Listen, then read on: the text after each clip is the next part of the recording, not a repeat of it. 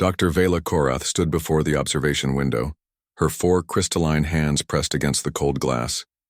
Below her, the planet called Earth rotated slowly, its blue and green surface hiding what she knew to be the most dangerous world in the known galaxy. For 3 full cycles, she had studied the creatures who lived there, humans. The very word made her exoskeleton shiver. She had watched their history, read their records, analyzed their behavior. Every piece of data pointed to the same conclusion. Humans were beasts wearing the mask of civilization. Vela turned from the window and walked to her workspace. Screens flickered to life around her, displaying images and videos she had collected. Wars, thousands of them. Humans fighting humans, humans fighting aliens, humans fighting anything that moved.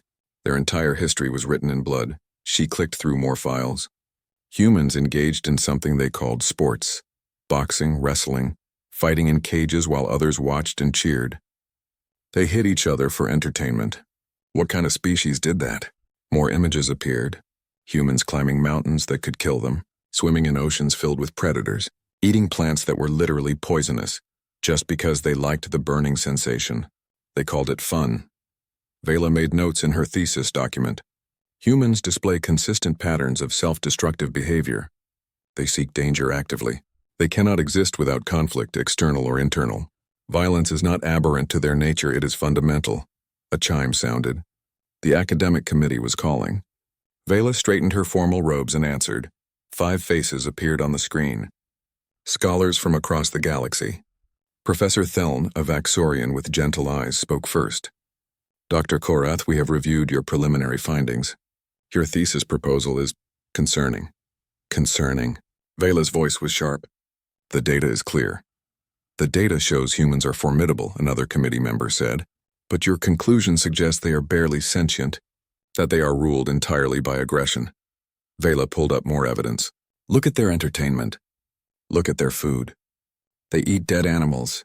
They drink liquids that poison their own nervous systems. They have entire industries built around simulated violence. How else should I interpret this? The committee members exchanged glances. Professor Theln sighed. Perhaps close observation would provide context. We approve your request for fieldwork. But please, Dr. Korath, be careful. Keep your emergency beacon active at all times. I will, Vela said. She did not mention that she planned to observe from a safe distance.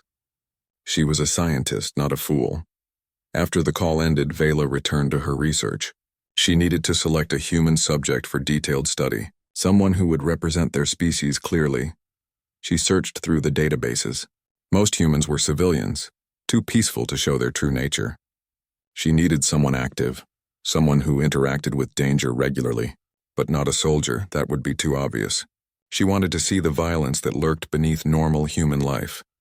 She found him in the humanitarian worker database. Kang Doyen, age 34, occupation, disaster relief and refugee assistance. He worked in war zones, in collapsed buildings, in places where death was common. Perfect, Vela thought. Someone who thrived in chaos, someone who would reveal the predatory nature humans tried to hide. She read his file carefully. No military service, no criminal record. Numerous commendations for exceptional service and dedication to vulnerable populations. The language was bureaucratic, but Vela knew what it really meant. He was good at controlling populations under stress, maintaining dominance through the appearance of care. She made her decision. Kang Doyen would be her primary subject. 3 days later, Vela's shuttle descended through Earth's atmosphere. The planet's gravity was heavy, pulling at her with uncomfortable force. How did humans live like this, every day fighting against their own world's attempt to crush them? The shuttle landed in Seoul megacity. Vela had read about this place. 20 million humans packed together, plus another 5 million aliens from across the galaxy. It was one of Earth's major humanitarian centers, processing refugees from the war-torn Outer Rim colonies. She gathered her equipment, recording devices, multiple cameras, a translator unit, and, most importantly, her emergency beacon. One press and a rescue team would extract her within minutes. The refugee center was massive. Vela stepped inside and immediately felt overwhelmed. Noise crashed over her from every direction. Humans shouting, aliens crying, machines beeping, children screaming. The smell was terrible, Too many species pressed together, each with different biology, different needs. She pushed through the crowd, her 4 hands clutching her recording equipment. Someone bumped into her. She flinched, expecting aggression. But the human, a female, just said sorry and kept walking. Vela found her way to the medical wing. This was where Kang Doyen worked, according to the schedule she had hacked. She saw him immediately. He was bent over a table, his hands covered in blood. Vela's breath caught. This was it. The violence she knew existed, but then she looked closer. He was not attacking. He was helping. A Tulvaran female lay on the table, her body in the process of birth. Doyen's bloody hands were steady, careful, guiding the infant out safely. Vela started recording. She narrated quietly. Subject displays pack bonding behavior, assists in offspring delivery despite no genetic relation, possibly establishing dominance through control of vulnerable individuals. Doyen looked up. His eyes met Vela's across the room. He looked exhausted. Dark circles under his eyes, sweat on his forehead, blood on his arms and chest. He studied her for a moment, then simply nodded toward an empty corner. The gesture was clear. Stand there, stay out of the way. Vela moved to the corner and continued recording. Hours passed. 18 of them. Vela watched Doyen move through the medical wing like water flowing around rocks. He never stopped. One patient after another, humans, aliens, it did not matter. He treated them all the same. She documented everything. Subject works extended periods without rest. Possible adrenaline addiction, seeks high-stress environment constantly. Near the end of the shift, chaos erupted near the food distribution area. 2 groups of refugees, one human, one Kelthaxian, were shouting at each other. The tension was explosive. Vela readied her cameras. This would be perfect footage of human aggression. Doyen walked into the middle of the crowd. Vela narrated. Subject positions himself in center of conflict. Displays dominance through physical presence. But Doyen did not fight. He held up his hands, empty and open. He started talking. Vela could not hear all the words over the noise, but she saw the effect. The shouting decreased. People started listening. 3 hours later, the crowd dispersed peacefully. Food was redistributed. No violence occurred. Vela's translator unit suddenly sparked and died. The constant noise, the humidity, the electromagnetic interference, something had broken it. Without the translator, the crowd's noise became meaningless chaos. Vela felt panic rising in her chest. Too many bodies, too much noise, too much everything. Her breathing quickened. Her 4 hands shook. She needed to leave. Now, a presence appeared beside her. Doyen. He said something, but she could not understand without her translator. He gestured gently. Follow me. He led her to a quiet room. Small, empty, peaceful. He brought her water in a container designed for Xinthian physiology. How did he know? And sat down across from her. Not close enough to threaten, not far enough to abandon. He just sat, silent, waiting. Slowly, Vela's panic faded. Her breathing steadied. The water helped. Doyen checked a device on his wrist, then stood. He nodded to her once more and left, presumably returning to work. Vela sat in the quiet room for a long time, trying to understand what had just happened. Her thesis said humans were violent, aggressive, dangerous, but Doyen had just shown her something different. She did not know what it meant yet. But for the first time in 3 cycles of research, Dr. Vela Korath wondered if her conclusions might be incomplete. 2 weeks passed. Vela followed Doyen everywhere, her cameras recording constantly. She was determined to capture the truth about humans, even if the truth was more complicated than she had expected. The refugee center became familiar to her. She learned the layout, the schedules, the patterns. She met the other humans who worked with Doyen. Parkana, a medic with quick hands and a quiet voice. Choi Yejin, who managed logistics and never seemed to sleep. Lee Taeho, head of security, built like a wall and just as solid. They all treated Vela politely but distantly. They assumed she was some kind of inspector or auditor, checking their work. They were too busy to care much either way. Vela documented everything. She watched Park Hana work 20-hour shifts in the medical bay, treating injuries and illnesses with practiced efficiency. Vela narrated into her recorder. Female subject displays territorial guarding behavior over medical resources. refuses to allow others to replace her position. She watched Choi Yejin manage supply deliveries, arguing with distributors over communication channels, fighting for every extra container of food or medicine. Vela recorded. Female subject engages in aggressive negotiation tactics. Uses confrontational language to establish dominance in resource acquisition. She watched Lee Tae-ho train refugees in basic self-defense. Mixed groups, humans and aliens together, learning how to protect themselves. Vela noted, male subject trains juveniles and vulnerable individuals in combat techniques, preparing population for violence, possible militia formation. But something bothered Vela. Her notes described violence and aggression, but what she actually saw felt different. The words did not match the images on her recordings. One morning, an alert came through the emergency network. A building had collapsed in the Eastern District. Old construction, too many people living inside, structural failure. People were trapped. Doyen's team mobilized immediately. Vela followed, her cameras ready. This would be perfect. Humans in crisis situations always revealed their true nature. The collapse site was chaos. Dust filled the air. Twisted metal and broken concrete created a maze of danger. Rescue teams from multiple organizations worked together, pulling debris away piece by piece. Doyen stood at the edge of the collapsed structure, studying it. Vela recorded his face. His eyes were bright, alert, focused. She narrated. Subject displays excitement at dangerous situation. Note elevated heart rate, dilated pupils. Confirms hypothesis of adrenaline-seeking behavior.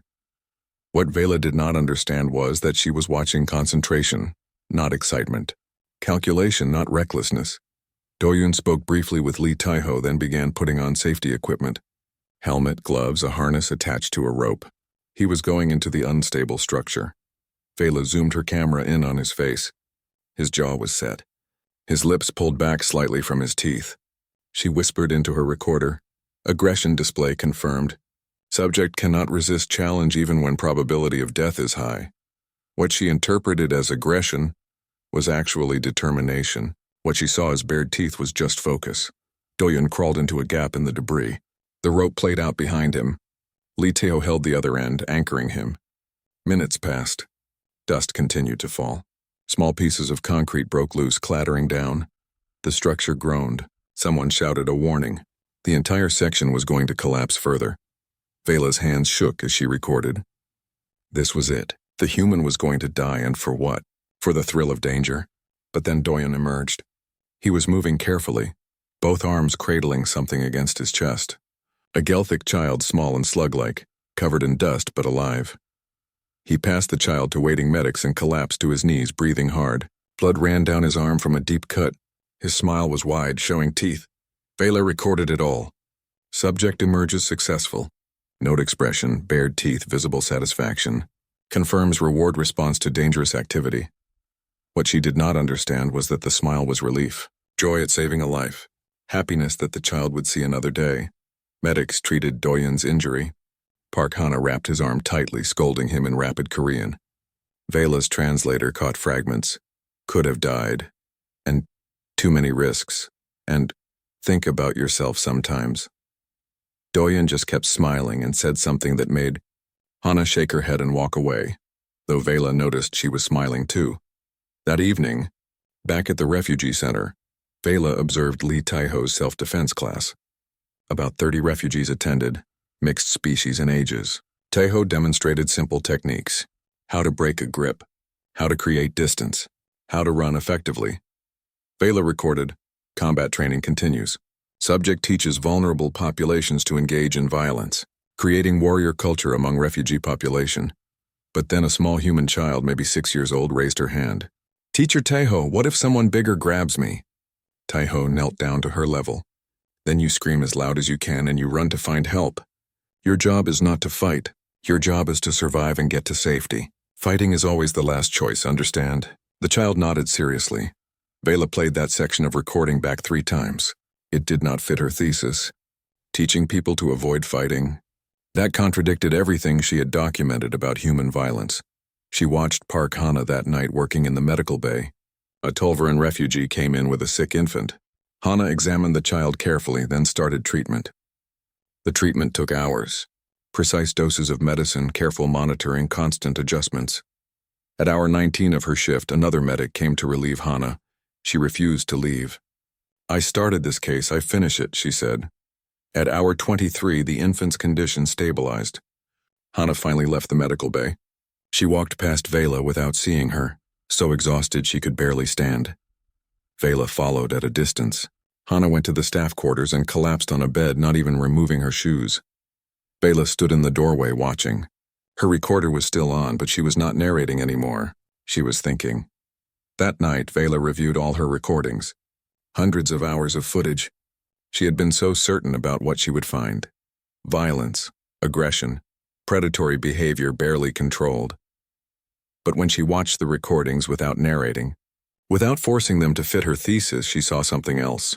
She saw people who were tired, people who worked until they could not work anymore, people who gave pieces of themselves to help others day after day after day.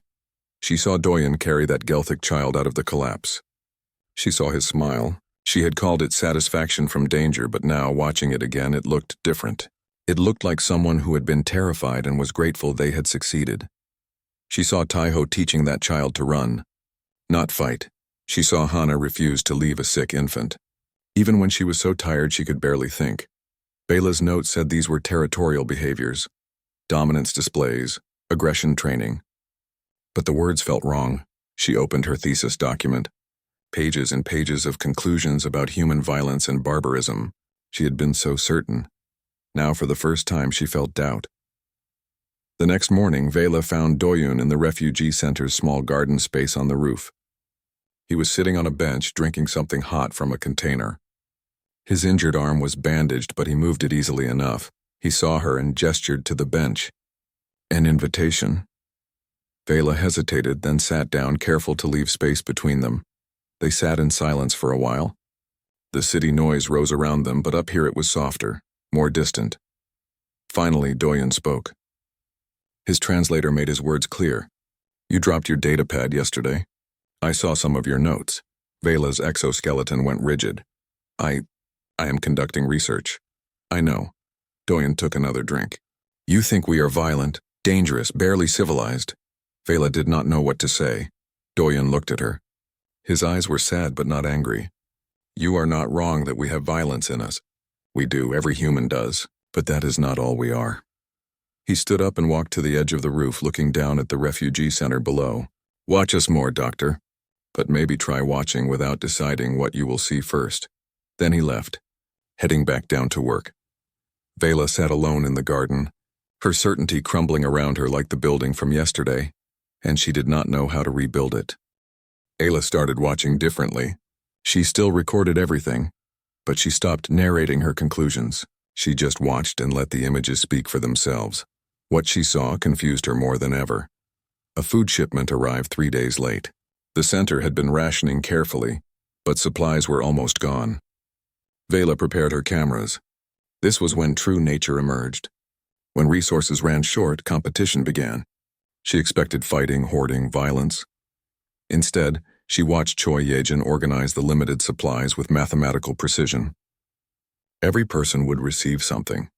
Not enough for anyone to be full, but enough that no one would starve today. The humans took smaller portions.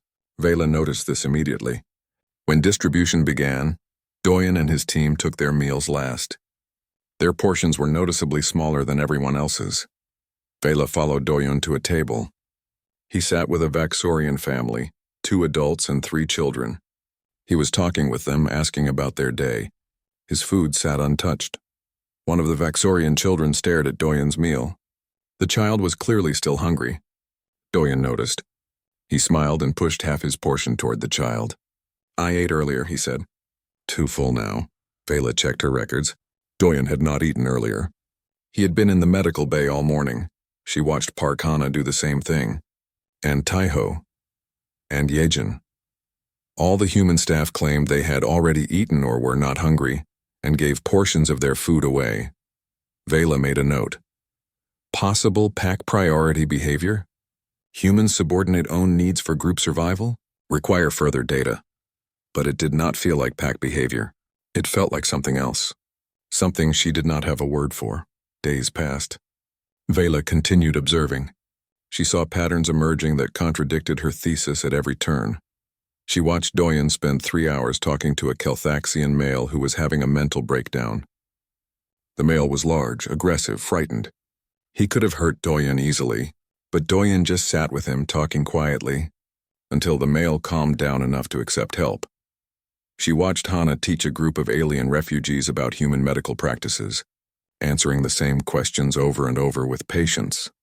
She watched Yejin argue with suppliers, with government officials, with anyone who could get them more resources. The arguments were fierce, but Yejin never asked for anything for herself. Always for the refugees. She watched Taeho break up fights without fighting. He would step between combatants, absorbing their aggression, redirecting their anger, until they remembered they were frightened, not enemies. 1 week after the food shortage, Vela encountered a problem. A group of Kelthaxian refugees were suspicious of her constant recording. They thought she was a spy, reporting on them to authorities. One of them confronted her in a hallway. He was twice her size, angry and scared. "What are you recording? Why do you follow us?" Vela tried to explain. She was a researcher, nothing more. But her translator made her words sound cold, clinical. The Kelthaxian got angrier. More refugees gathered. The situation escalated. Vela felt real fear. She reached for her emergency beacon. Then Doyen was there. He positioned himself between Vela and the crowd. Not aggressively, just present. "She's a doctor," Doyen said calmly. "She studies people. She is not reporting anyone." "How do you know?" someone demanded. "Because I read her notes. She is writing about us, about humans." "Not about you," the crowd hesitated. Doyen continued. "She thinks we are violent and dangerous. She is trying to prove it. So far, we are not doing a good job of proving her right." Despite the tension, someone laughed. Then another. The mood shifted. The Kelthaxian male who had confronted Vela looked embarrassed. "Sorry, It is difficult to trust, I know," Doyen said. "It is fine. But Dr. Vela is not your enemy." The crowd dispersed. Vela stood frozen, her 4 hands shaking. Doyen turned to her. "Are you okay?" "You read my notes," Vela said. "You know what I think of humans. Why did you defend me?" Doyen shrugged. "Because you were scared and they were angry and someone needed to step in." It is not complicated. But to Vela it was incredibly complicated. By her calculations, Doyen should have been offended by her research. Insulted. He should have wanted her gone. Instead, he had protected her. "You really think we are beasts?" Doyen said. It was not a question. Vela could not deny it. "Your history is violent. Your entertainment is violent. Your entire planet is designed to kill you, and you thrive on it." "Yes," Doyen agreed. "All of that is true." Vela had not expected agreement. "Then how can you argue you are not dangerous?" "I did not say we are not dangerous." Doyen started walking, gesturing for her to follow. "We are. Humans are probably one of the most dangerous species in the galaxy. We come from a world that tried to kill us every day. We evolved to fight, to survive, to never give up." They reached the roof garden. Doyen sat on the bench where they had talked before. Vela remained standing. "But," Doyen continued, "just because we can be dangerous does not mean we must be. We have violence in us, yes, but we also have choice." "Choice," Vela repeated. "Every day I choose to help instead of hurt. Hana chooses to heal. Taeho chooses to protect. Yejin chooses to provide. We have the capacity for violence, but we also have the capacity to choose differently." Vela sat down slowly. "Why?" "Because we remember what it feels like to be helpless, to be afraid, to need help and not receive it." Doyen looked out over the city. "I was a refugee once. During the frontier wars, I was 8 years old. I watched my parents die. I ended up in a camp with thousands of others." He paused. Vela waited. "A relief worker saved my life. She was not human. She was Xylar. She did not have to help me. Her species and humans had been enemies just 10 years before. But she fed me, taught me, showed me that the universe could be kind, even when it seemed cruel." "That is why you do this work," Vela said slowly, understanding. "That is why I do this work," Doyen confirmed. "Because someone showed me kindness when I needed it most. Because I can. Because they are not statistics or aliens or refugees. They are people and they are afraid, and I remember what that feels like." Vela thought about this. Her thesis argued that humans were ruled by violence. But Doyen was describing something else. Not the absence of violence, but the choice to be something more than violent. Your thesis is not entirely wrong, Doyen said, as if reading her mind. We are what you think we are. But we are also more than that. Both things are true. An emergency alarm sounded. Doyen stood immediately, checking his communication device. His expression changed. There is an attack. Stay here. An attack? Vela stood as well. What kind of attack? But Doyen was already running toward the stairs.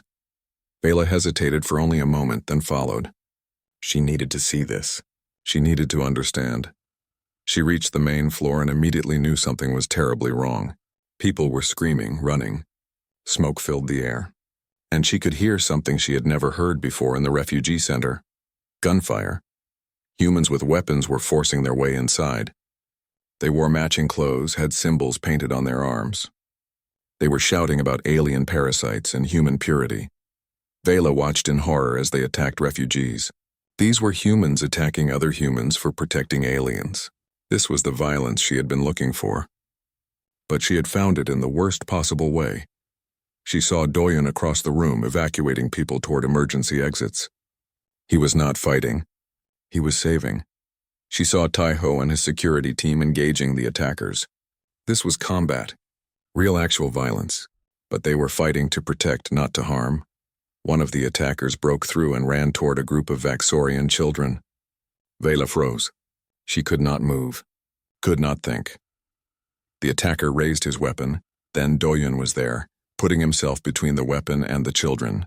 The attacker hesitated just long enough for Taiho to reach them. The violence that followed was quick and precise. Taiho disarmed the attacker without killing him. Doyen moved the children to safety. More security arrived, authorities, medical teams. The attack ended, but Vela stood in the center of the chaos, her entire worldview shattered. She had been right. Humans were violent, but she had also been wrong. Because the humans fighting were not fighting for themselves. They were fighting for others, and that changed everything. The aftermath was quiet in a way that made Vela's exoskeleton ache. The attackers had been arrested. The injured were being treated. The refugees were being moved to secure areas while security teams checked for additional threats. Vela found herself in a medical bay, sitting in a corner, watching. She had not been hurt physically, but something inside her felt broken. Everything she had believed was wrong, or right, or both. She could not process it. Park Hana was treating the wounded, both the refugees who had been attacked and the attackers who had been injured during the fight. She worked on them with the same focused care. One of the attackers spat at her when she approached. Hana just wiped her face and continued treating his wounds. Why? The attacker demanded. I hate you. I hate all of you. Hana did not look up from her work. I know, but you are hurt and I am a doctor. Your hate does not change my job. Vela recorded this. Her hands were shaking, but she recorded it. She found Doyen in a side room. He was sitting with his back against the wall, his head in his hands. His clothing was torn. He had bruises forming on his arms and face. He looked exhausted beyond measure. Vela approached slowly. Are you injured? Doyen looked up. His eyes were red. Not badly, you? I am unharmed. Vela sat down near him, but not too close. I do not understand what I saw. Which part? Doyen's voice was flat, tired, all of it. The attackers were human. They came here to hurt people because those people were not human. They hate aliens. They hate you for helping aliens. Vela's translator struggled with her emotion. This is the violence I expected. But I expected it from you, not directed at you. Doyen leaned his head back against the wall. There are humans like that. Humans who are afraid of difference, who see aliens as threats or as lesser beings. They exist. I cannot pretend they do not. But you fought them. Humans fought other humans to protect aliens. Yes, I do not understand how both can be true. How can your species be both? Doyen was quiet for a long moment. Then he said, Can I show you something? He held out his hands. His palms were up, open. Vela looked at them. They were covered in scars, old ones. Some were thin lines. Others were thick patches of damaged skin. These are from when I was young, Doyen said. Some are from the wars. Some are from the refugee camps. Some are from fighting to survive. He pointed to a long scar on his forearm. This one is from when another refugee attacked me over food. I was 10. Vela felt something uncomfortable twist inside her. These scars are part of me, Doyun continued. They are my history. They shaped who I am, but they do not control who I choose to be.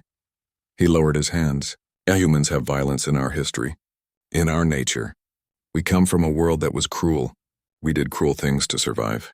But every single day we can choose to be more than our scars. The attackers today did not make that choice. No, they did not.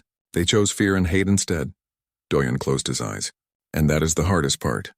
Knowing that some humans will always choose that path. That I share biology with people who would hurt the refugees I protect. How do you live with that? Vela asked. By being louder than they are. By helping more people than they hurt.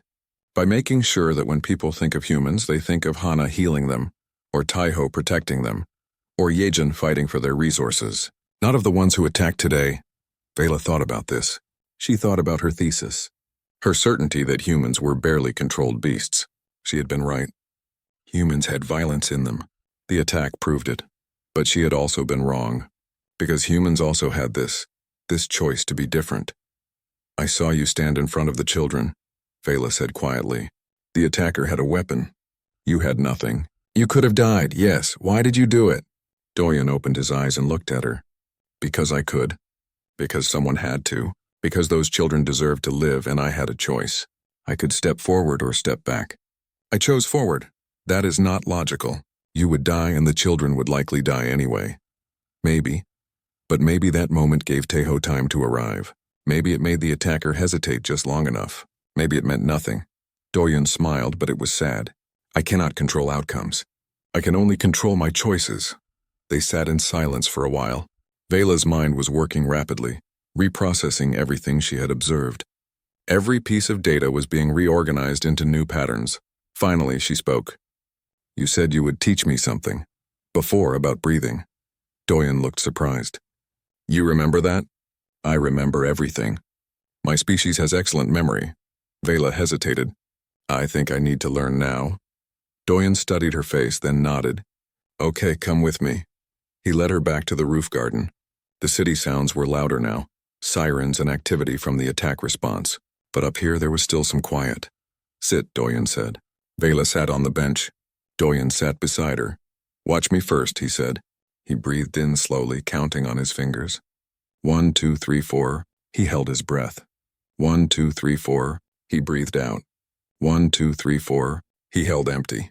1, 2, 3, 4. He repeated this several times. His body relaxed as he did it. Now you, he said. Breathe in for 4 counts. Hold for 4. Out for 4. Hold for 4. Like a box, Vela tried. Her breathing was different from humans, but the principle worked. In, hold, out, hold. In, hold, out, hold. After several cycles, she felt calmer. Her thoughts were slower, clearer. This is what I do in combat, Doyun said quietly. In crisis. In moments when everything is chaos. I find this space between breaths. Between action and reaction. This is where choice lives. Between the blows, Vela said, remembering his words from before. Yes. Between the blows. The attacker is coming, the building is collapsing, the world is ending. But in this space, and he breathed in, held, breathed out. In this space, I am not just reacting. I am choosing. I am not an animal following instinct. I am a person making a decision. Vela continued the breathing pattern. This is what makes you human. This space. This is what makes us people, Doyun corrected. Not just humans, all of us. Every species that can pause between stimulus and response. That can choose their next action instead of just reacting. That is personhood. They breathed together for a while. Vela felt something shifting inside her. Her thesis had been about humans as beasts. Controlled beasts, civilized beasts, but beasts nonetheless. But beasts did not have this space. Beasts reacted. They followed instinct and impulse. What Doyun was describing was something else entirely. Why did you teach me this? Vela asked. Because you were overwhelmed. Because I thought it might help. Doyun looked at her. And because you asked, I did not ask. Not directly. You said you needed to learn. That is asking. Doyun stood up. I need to get back to work. The refugees will need reassurance after today. He started to leave, then paused. Dr. Vela? Your thesis. What will you do with it? Vela did not answer. She did not know. Doyun nodded as if he understood and left. Vela sat alone in the garden. The breathing pattern continued. In hold, out, hold, in that space between breaths, she felt her certainty crumbling completely. She had come to Earth to prove humans were beasts. She had found violence and aggression and danger. Everything she expected, but she had also found this space, this pause, this choice, and she did not know how to write a thesis about both. Below her in the refugee center, she could hear activity resuming. People helping people, humans helping aliens helping humans. The chaos of care continuing despite the violence that had tried to stop it. Vela pulled out her datapad. She opened her thesis document. Pages of conclusions about human barbarism stared back at her. She selected all the text. Her finger hovered over the delete button. She breathed. In, hold, out, hold, in the space between breaths, she made her choice. Vela did not delete her thesis that night. She could not. 3 cycles of work, hundreds of hours of research, her entire academic career, all of it was tied to those pages. Deleting them felt like deleting herself, but she could not submit them either. Not as they were. So she started over. She kept all her recordings, all her data, all her observations, but she stopped trying to force them into her original conclusions. Instead, she let the data speak for itself. 3 months passed. Vela remained on Earth in Seoul at the refugee center. She told her academic committee she needed more fieldwork. They were impatient but agreed. During those months, Vela changed her role. She stopped being just an observer. She started helping. It began small. Park Hana asked if she could assist in the medical bay. Vela had no medical training, but she had 4 hands. She could hold things, pass instruments, keep records. She agreed. Working beside Hana was different from watching her. Vela saw the exhaustion up close. The way Hana's hands shook after 16 hours of surgery, the way she cried quietly in the supply closet when a patient died, the way she returned to work anyway. Why do you keep going? Vela asked one night. Hana looked up from the bandages she was organizing. Because stopping does not make the injuries go away. It just means no one treats them. But you are harming yourself. Your health suffers? Yes. Hana returned to her work.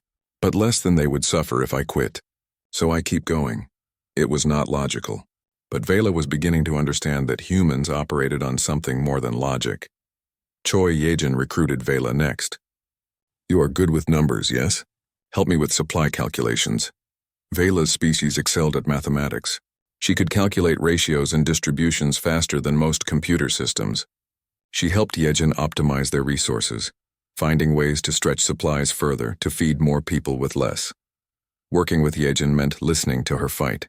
Hours on communication channels, arguing with suppliers, with bureaucrats, with anyone who controlled resources. Yejin was relentless. She never accepted no as a final answer. You anger them, Vela observed. Your communication style is aggressive. They could refuse to help because of it, Yejin laughed. It was a tired sound. They already want to refuse. They do not want to help refugees. They want refugees to disappear quietly. So I make sure we are not quiet. I make sure we are impossible to ignore. Is it effective? We are still operating, are we not? Yejin returned to her work. Sometimes being nice gets you nothing. Sometimes you have to be loud. Vela recorded this, not as evidence of human aggression, but as evidence of human determination. Lee Taeho's invitation was different. Want to learn self-defense?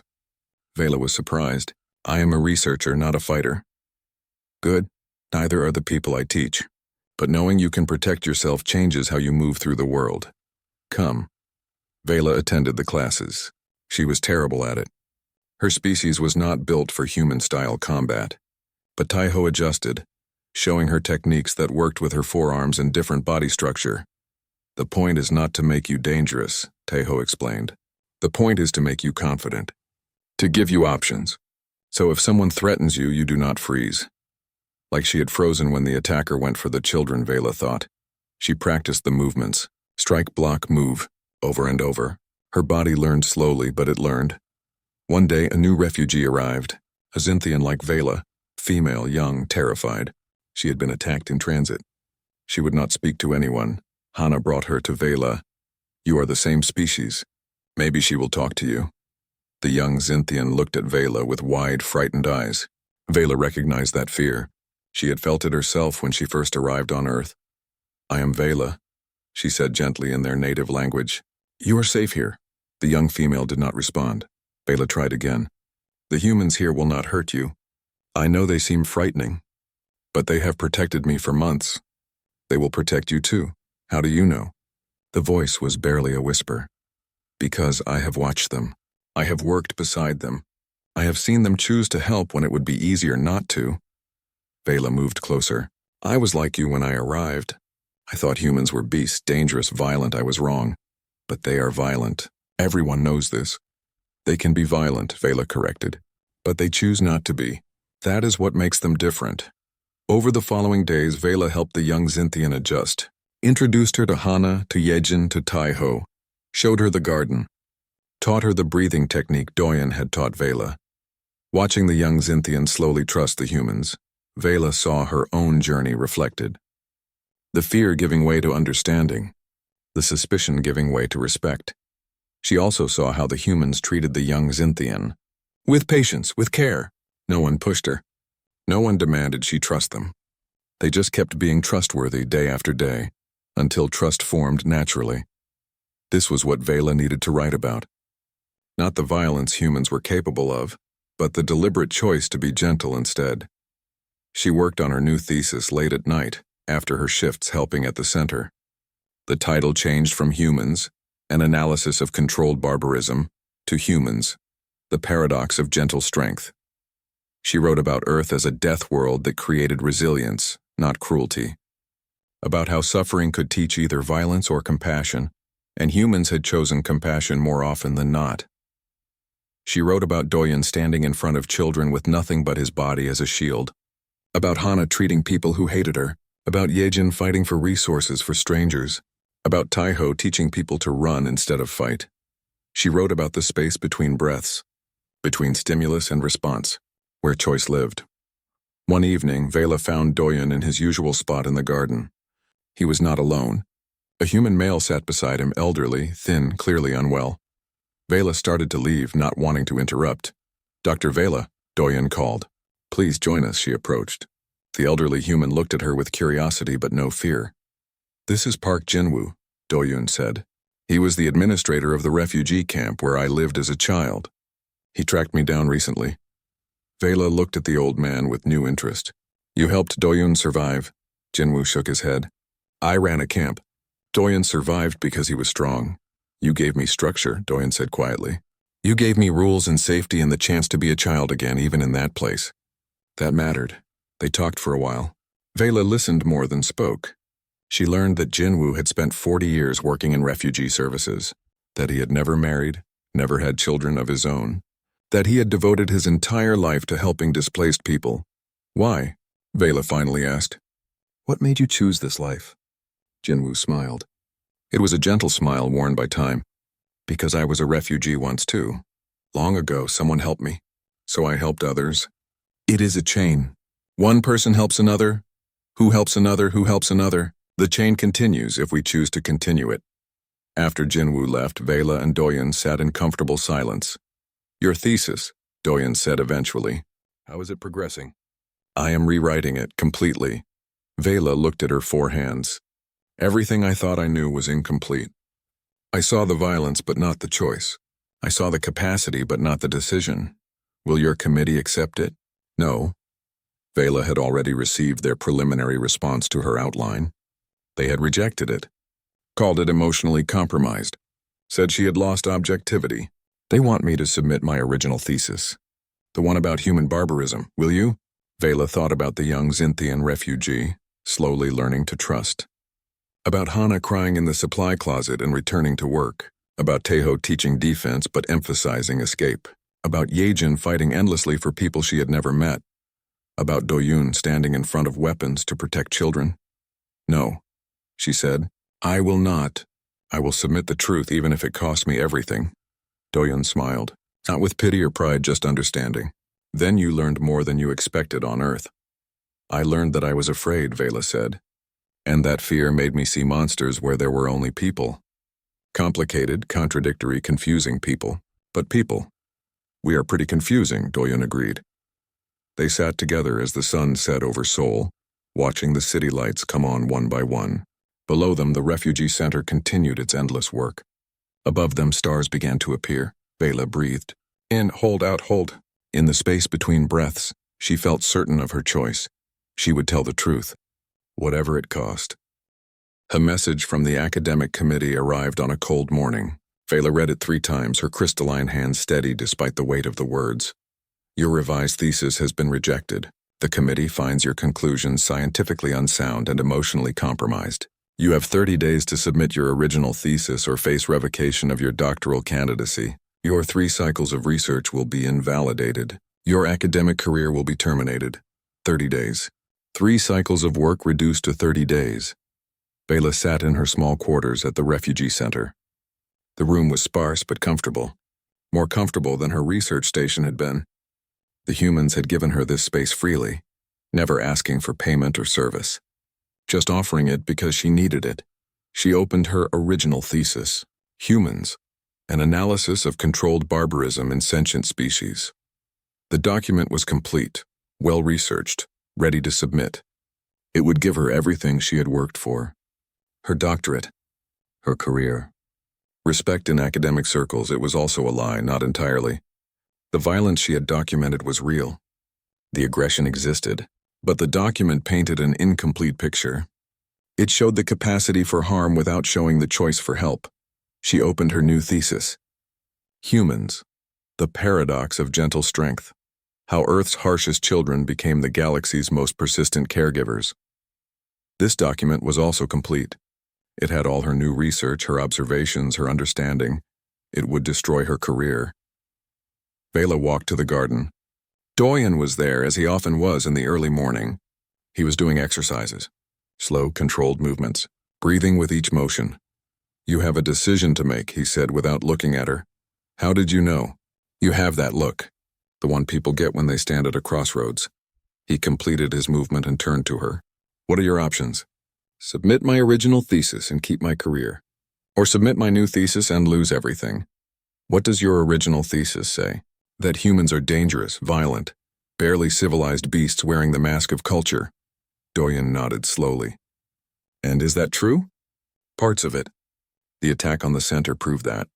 Humans can be exactly what I described. And your new thesis?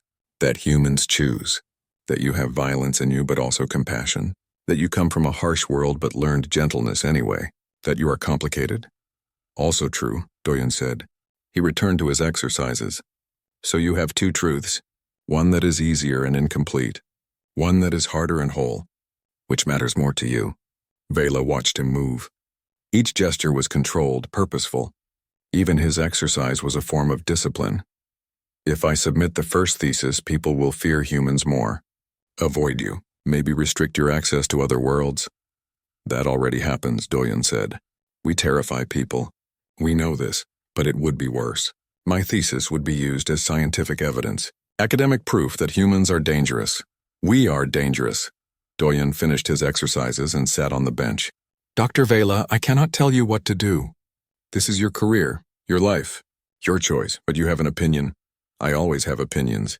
He smiled slightly. But my opinion is not more important than your choice. Vela sat beside him. Tell me anyway. Doyen was quiet for a moment. Then he said, When I was in the refugee camp as a child, there was a man. He was angry all the time. He had lost his family in the war. He took his anger out on others.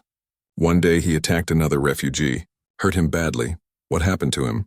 The camp administrator, Jinwoo, could have expelled him, sent him away.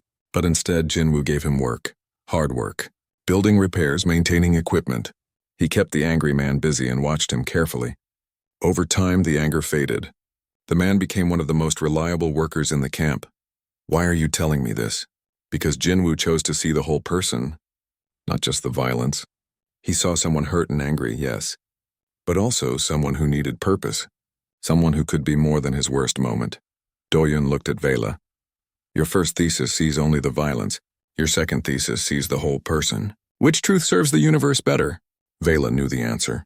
She had known it before asking, but hearing it spoken made it real. I will lose everything. Maybe. Or maybe you will start something new. Doyen stood. I need to check on the medical bay. Hana had a difficult night. He left Vela alone with her decision. That day, Vela worked her shift in the medical bay. She assisted Hana with 3 surgeries. She held instruments, monitored vital signs, and learned more about the fragility of life. Between patients, Hana asked, "You seem troubled. The committee contacted you? How did you know?" "Doyen mentioned you were waiting for their response. Your face says it was not good news." Vela explained the situation. Her 2 theses. Her choice. Hana listened while organizing supplies. When Vela finished, Hana said, "What do you want to do?" "I want to tell the truth. But I'm afraid fear is reasonable. Truth often costs something." Hana placed a hand on Vela's shoulder. An unusual gesture for humans to make toward non-humans, but it felt comforting. But lies cost something too. They just bill you slowly over time, until you do not remember who you were before you started paying. That evening, Vela helped Yejin with supply coordination. Yejin was arguing with a supplier over communication channels, her voice sharp and insistent. When the call ended, Yejin looked exhausted. "They will send half of what we need and act like they are generous. Every time, why do you continue fighting? Because if I stop, we get nothing." Yejin pulled up new contact lists. "Because fighting is the only language some people understand. Because the refugees deserve someone who will not give up, even when you are tired. Especially when I am tired. That is when it matters most." Yejin looked at Vela. "Why do you ask?" Vela explained her situation again. Yejin's response was immediate. "Submit the true thesis. I will lose my career. Then your career was not worth having." Yejin's tone was matter-of-fact. "A career built on lies serves no one. Submit the truth. Live with the consequences. That is what integrity looks like." Later, Vela attended Teho's self-defense class. She was improving slowly. Her movements were more confident now. She could block, strike, and move with more efficiency. After class, Teho approached her. "You are thinking too much today. Your mind is elsewhere," Vela explained. Again, Teho nodded. "Fear is a good teacher. It tells you what matters. You fear losing your career. That is natural. But do you fear living with a lie? I fear both. Then you must choose which fear you can live with. Which fear teaches you to be who you want to be." Teho demonstrated a blocking technique. Defense is not about being fearless. It is about acting despite fear, choosing to move forward even when you are afraid. That night, Vela sat in her quarters with both theses open on her screen, side by side. Incomplete truth versus whole truth. Safety versus integrity. She thought about Doyen standing in front of weapons, about Hana crying and returning to work, about Yejin fighting endlessly, about Teho teaching people to protect themselves while hoping they never need. Tao. She thought about the young Xinthian refugee who had learned to trust humans. Because Vela showed her they could be trusted, she thought about Jinwoo giving the angry man purpose instead of punishment. She thought about all the small choices that added up to something larger. The space between breaths where choice lived. Vela closed her original thesis. She opened a communication channel to the academic committee. She attached her new thesis. Humans, the paradox of gentle strength. She wrote a brief message. "This is my thesis. This is the truth as I have observed it. If this costs me my doctorate, then my doctorate was not worth the price of lying. I have learned more from humans than I expected. I have learned that integrity is not convenient, but it is necessary. I submit this work and accept whatever consequences follow." She sent the message. Then she sat in the quiet of her room, breathing. In hold. In the space between breaths, she felt peace. Her career might end. Her academic standing might collapse. Everything she had worked for might disappear, but she would know she had chosen truth. She would know she had integrity. She would know she had learned what the humans tried to teach her. A response came faster than expected. The committee chair. His message was brief and cold. "Your revised thesis is rejected. Your doctoral candidacy is revoked. Your research credentials are suspended pending review. You have brought shame to academic inquiry by allowing personal attachment to override scientific objectivity." Vela read it without emotion. She had expected this.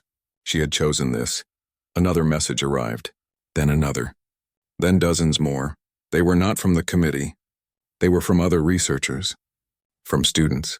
From ordinary citizens across the galaxy. "I read your independent publication. Thank you for the truth. Your thesis about humans helped me understand my human neighbors. I was afraid of humans until I read your work. Now I am just curious. You gave up everything to tell the truth. That matters, message after message. Hundreds of them. Then thousands. Vela read them late into the night, her 4 hands shaking slightly. She had lost her career.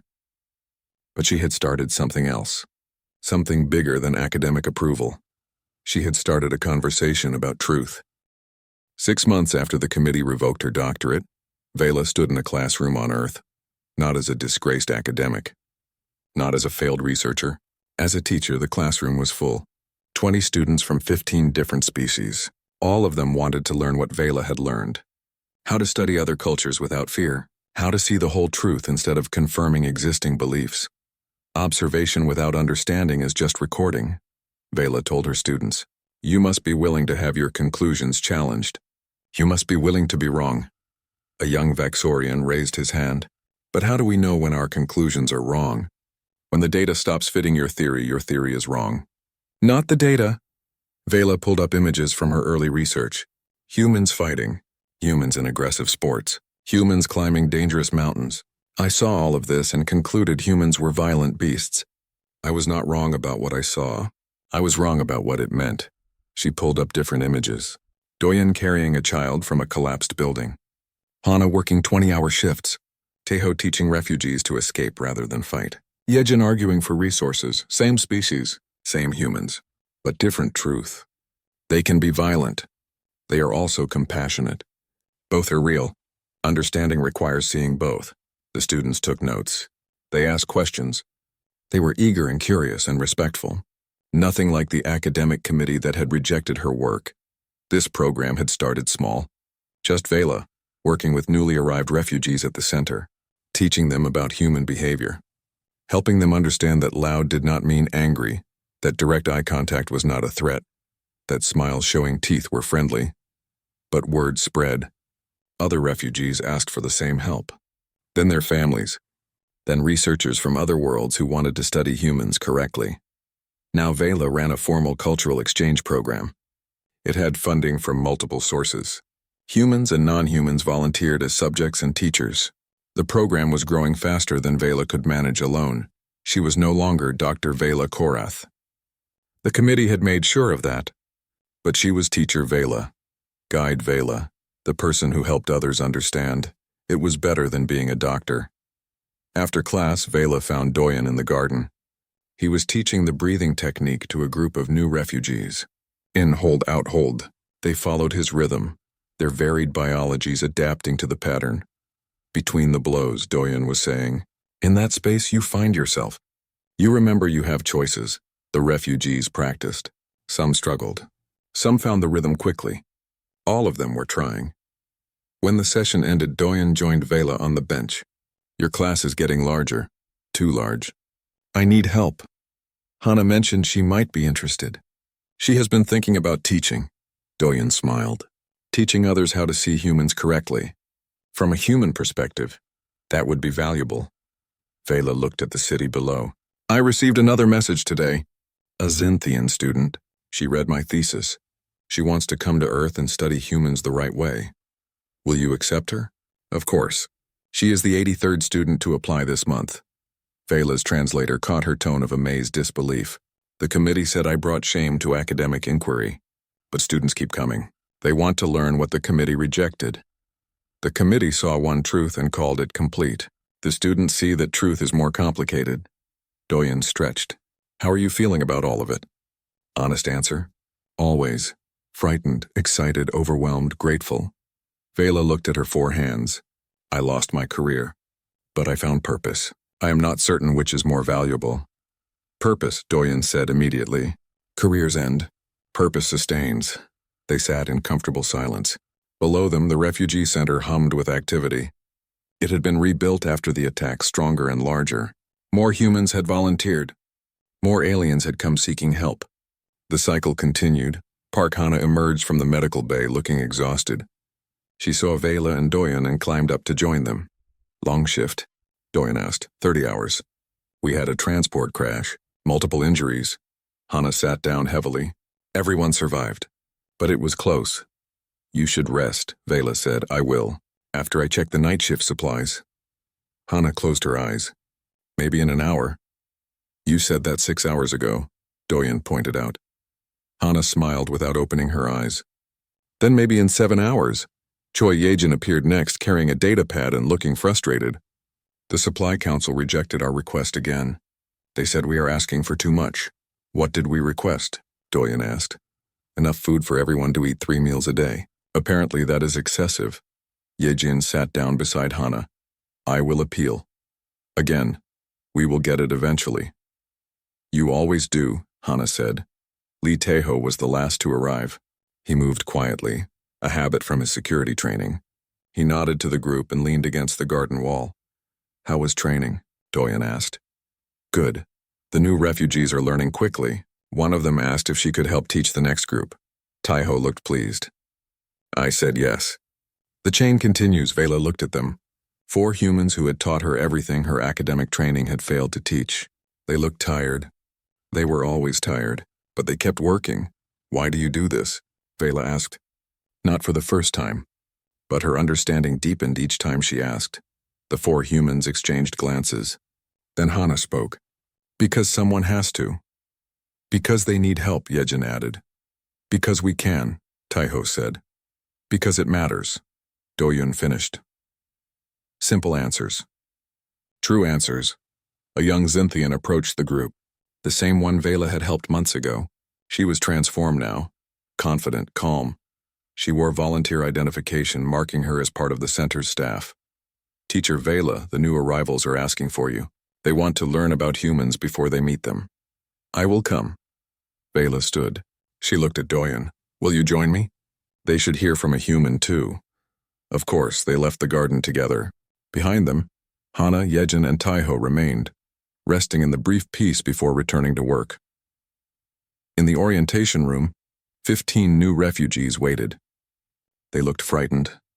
They had heard stories about humans, about violence and danger. They were prepared for beasts. Vela began as she always began. You are afraid. That is natural. Humans seem dangerous. They are loud. They move quickly. They come from a death world. But I want to tell you what I learned. She pulled up images, the same ones she showed her students. Violence and compassion, danger and care. The complete picture. Humans are capable of great harm. This is true, but they are also capable of great kindness. Both exist in them. Understanding this is the first step to understanding humans. Doyen stepped forward. We know we are frightening. We know our history is violent. We know what we are capable of. But we also know what we choose to be. Every day we choose. Between violence and care. Between fear and compassion. Between harm and help. We choose help. A Tulvaran refugee raised a tentacle nervously. How do we know you will not hurt us? Doyen smiled gently. You do not know, not yet. Trust is not given. It is earned. We will earn it by showing you every day that we choose to be gentle, that we choose to help, that we choose to be more than our capacity for violence.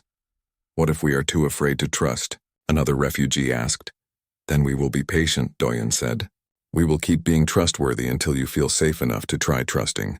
There is no timeline, no pressure. You survived enough pressure already.